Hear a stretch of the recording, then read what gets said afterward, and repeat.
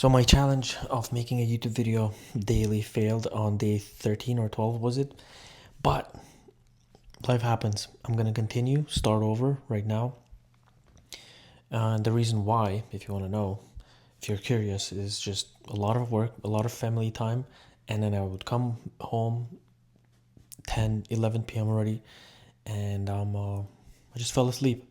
So, on that note, let's break down the 12 spheres of life that I talk about, the 12 spheres of life that we're all going through, but let's relate them to sleep and say why sleep is so important.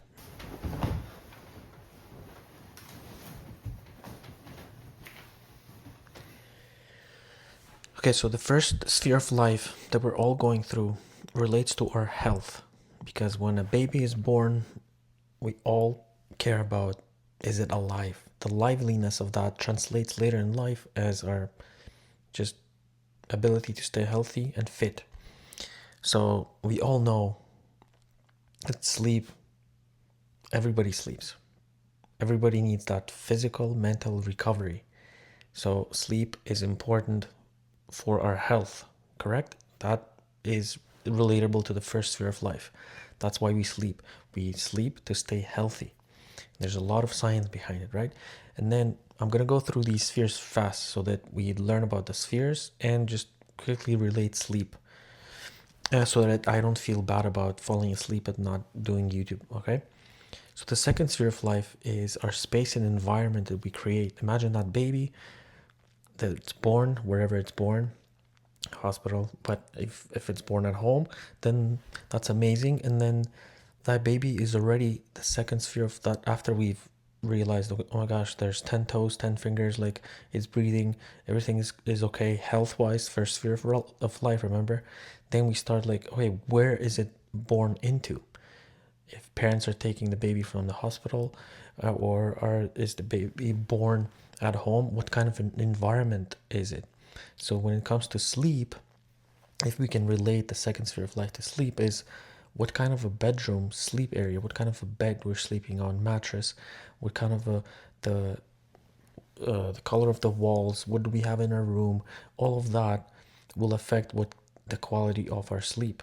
So second sphere of space, environment, the atmosphere that we have around us, again, highly influences our sleep. So is it what's your setup, what's your sleep setup? Very important stuff, man.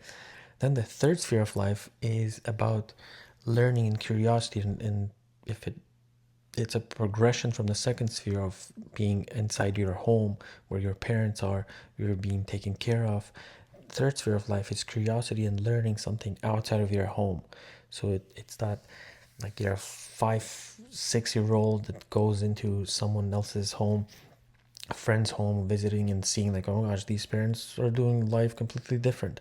And then it later on, as an adult, it translates into travel and like deeper understanding of life and asking questions and stuff like that. How does that relate to sleep? So maybe dreams, maybe having, there is an element of, maybe it's not the third sphere yet, but there is an element of, well, I guess the third sphere is, it could be about journaling. So keeping a sleep journal, maybe like whatever dreams you had, and actually just daily life can affect what we watch, what we read, what we talk about, can have an effect on the type of sleep we have. Or maybe like staying up late with friends, and then that'll affect the type of sleep you have. I remember working somewhere, and the entire day I was working on this railing. I was like painting it, chipping the paint from an old railing, and then I went to bed, and all I could see in my dream is like continuing working on that rail, like of a staircase. So what we do, what we learn throughout the day, also affects the type of sleep, the type of dreams we will have, just on a basic level, not even going too deep into like what dreams mean and everything like that. It just, whatever you do, you will start dreaming about it in a way. The more you do whatever it is that you want to do, or you are doing throughout the day, it'll somehow translate and infuse into your sleeping state. So Be mindful of what you read, what you touch, hear, smell, taste, all of those senses that interact with the universe, with the elements. They will go into your sleep. The fourth sphere of life is about self-awareness. Now that you've learned something, you've taken care of your health, you set up a great environment for yourself, you know the type of space that you like to be in, and then you're curious, you're able to ask questions. The fourth sphere of life is all of that comes to for you to realize who you are, and that's what self-awareness is. You know yourself. And how does sleep relate here? Again, these quiet moments that everybody has, hopefully, where we're kind of left to ourselves. We're just about to fall asleep or we're waking up, and those are very important times of like self-awareness. Like you shut down you close your eyes, and it's not even a meditation, but those moments of waking up and falling asleep, we all have those moments as like a little moment of reflection there. What the hell did I do today? What will I do tomorrow? So that can either cause anxiety, that can either cause like excitement for the next day, whatever those emotions. But that, like, sleep can help to have, if you don't meditate, can, or like do other things, can sleep definitely, because everyone does it. There's definitely some moment there, if it's 30 seconds to 5 minutes or 10 minutes, depending how fast you fall asleep. But everyone kind of shuts down. You can even sense it in like the time and space of darkness. Everything gets dark, so everyone has a little bit of a moment where they can reflect. The fifth sphere of life is us being able to do what we love. We create, we explore our passion, and sleep can play a role in here, because sometimes you can have creative ideas in sleep. And if you especially keep a journal, like I have tons of ideas in sleep, and then most of them I forget, and I'm like, damn it, why didn't I write it down? And I bet everybody has that. So sleep can definitely help with creativity too.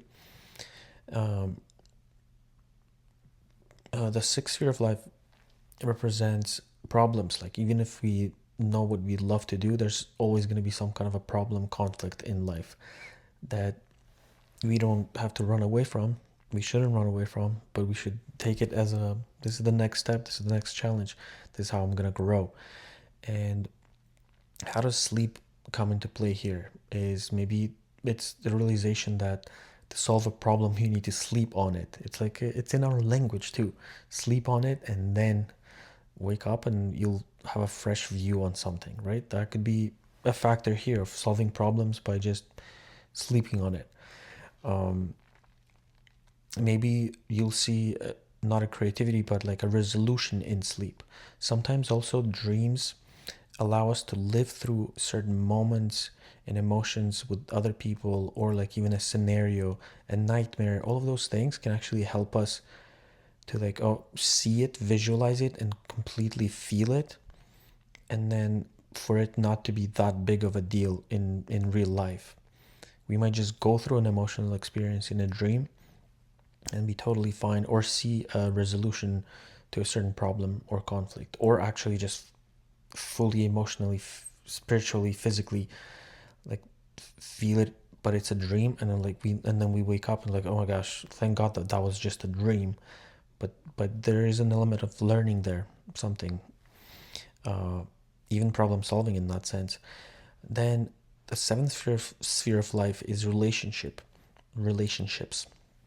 and that could play in sleep, sleeping with who you love, what kind of a sleep you're gonna get.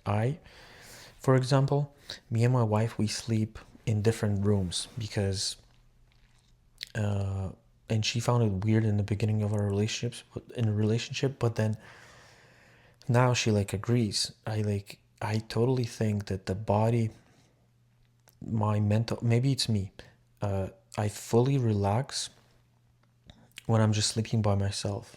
And I also know that I tend to move a lot sometimes, or switch position quickly. And if that wakes her up, she's already gonna have a broken sleep. My mom and dad are like hardcore. If we don't sleep in the same bed, then that means divorce is gonna come. That's how they think about it, right? So even though my dad snores for the first like 2 hours of when falling asleep, my mom is still there, just listening to all the snoring, and her sleep sucks for the past few years. So, and I always tell them like, just sleep separately, like fall asleep, it's fine. Like you love each other, it's okay, it's gonna be fine. But no, it's like a cultural thing, and if we don't sleep in the same bed, and also for men and women, they coming back to the second sphere of life, isn't it weird that the type of room a man would want to sleep in and the type of room that a woman would want to sleep in is completely different things. I want nothing in my room. I want nothing on the walls. I want, like, imagine a Japanese sleeping room where it's like you're sleeping on the floor, hard surface. The walls are white. There's a sliding door, and there's absolutely nothing. That's my type of sleeping quarters. My wife would want like a bookshelf, flowers. There's a painting of some goddess on the wall. There's like a place where she puts her jewelry. Why would a man want to sleep in that room? And then there's some people who say like, oh, the man needs to sleep super close to like protect. Like, I'm not sleeping that far away. I'll be able to protect, okay?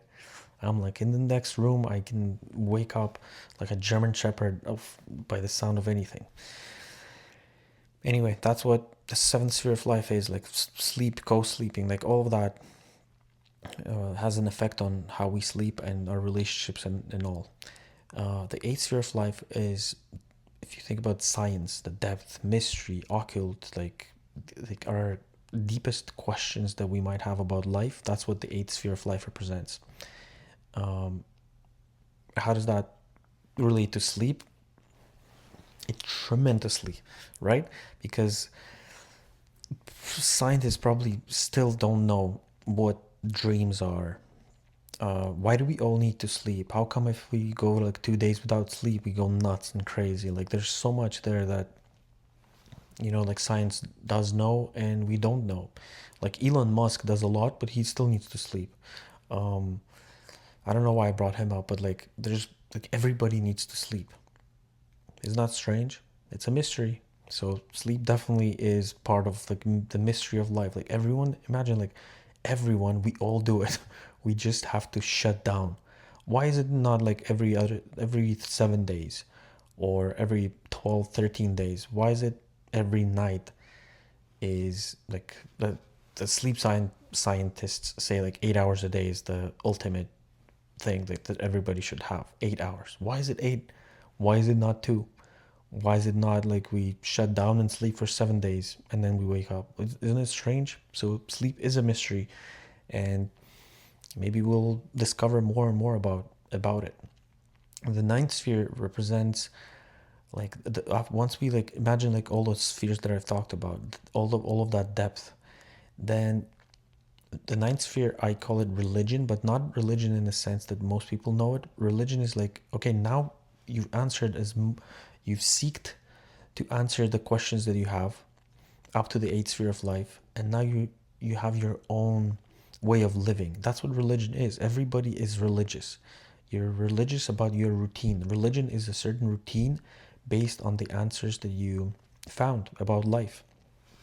And what you believe in, the ninth sphere represents your ultimate daily actions, your religious actions in a way. So again, uh, sleep has an important part in it, because how do you wake up after sleep and what do you do? Just what are your beliefs about life, and sleep has an effect on that. Like how do you wake up?